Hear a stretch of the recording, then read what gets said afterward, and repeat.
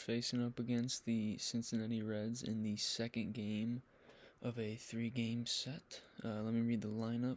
We have Grossman, Scope, Miguel, Candy, Haas, Castro, Dustin catching again, and Hill. So I think Dustin is catching today just to reward him simply for the 2 homers yesterday, which I think is great. It gives Haas's knees a little bit of a break. I know he's still going to have to run out there in left field, but he won't have to be in that crouched position for 9 innings. So that'll probably mean Haas will play the full 3 games of the next set, and he won't need a day off since he hasn't caught any of the games so far this 3-game set. I wonder if he'll catch tomorrow, but we can also take a look here at the Cincinnati Reds lineup. We have India, Stevenson, Nick, Votto, Suarez, Farmer, Aquino, DeShields, and Tyler Mail. I think that's how you say it. Anyway, this is the same exact lineup as yesterday. Two lefties in Votto, and I believe Aquino's a switch. I might be wrong on that, but everyone else is righty. So this is another right-heavy lineup, and we have a lefty on the mound again, just like yesterday.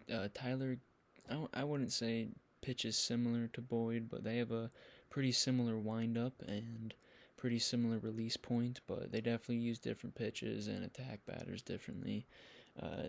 Something I'm a little bit worried about today with Boyd is that he gives up a lot of homers, so I'm really looking at Nick's bats, Joey's bats, Suarez's at bats, and even Aquino's at bats, because I know he's got a little bit of pop in his bat.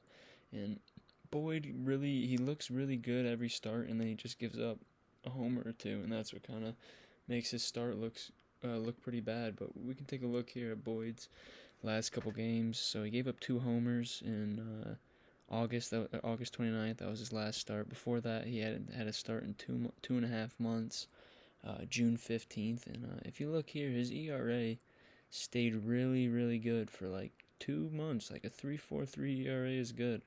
From April to late May, that's really solid. And then he kept it at 3.4 through all the way, or halfway through June.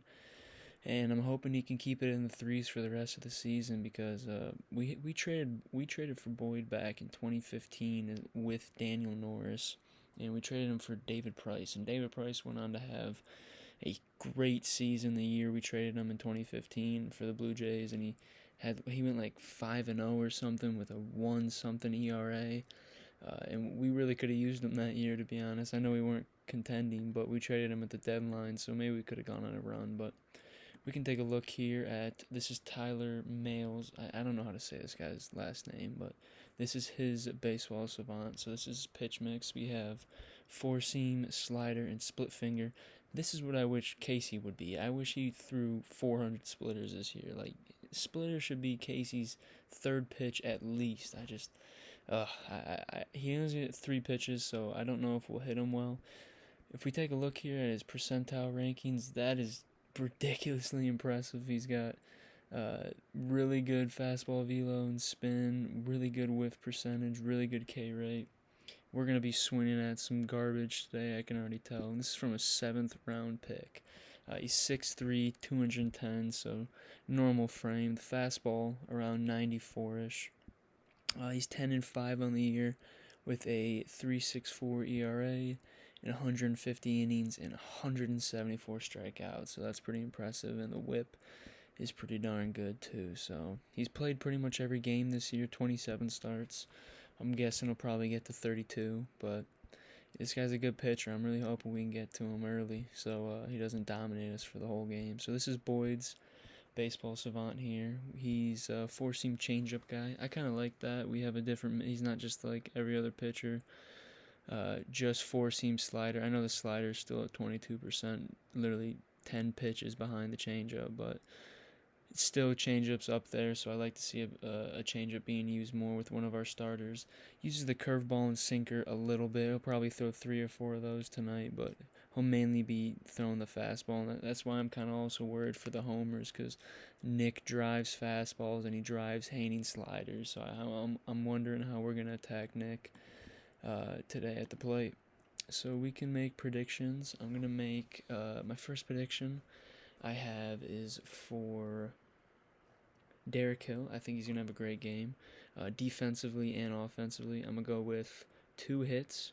Not a homer, maybe a double and a single, and he's going to get a stolen base as well. I know this guy's not a lefty, or I don't think he's a lefty, so it might be a little bit.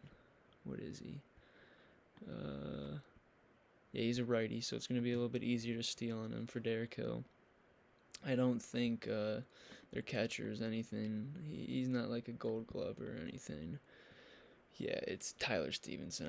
I don't think he's that great at throwing guys out. I'm pretty sure Willie Castro was safe yesterday, but that's another story. Back to the predictions here.